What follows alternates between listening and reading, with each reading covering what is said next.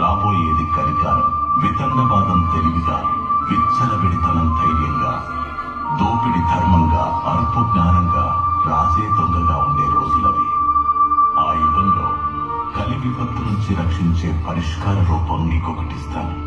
ఇదే దీని గమనాన్ని నిర్ణయిస్తుంది.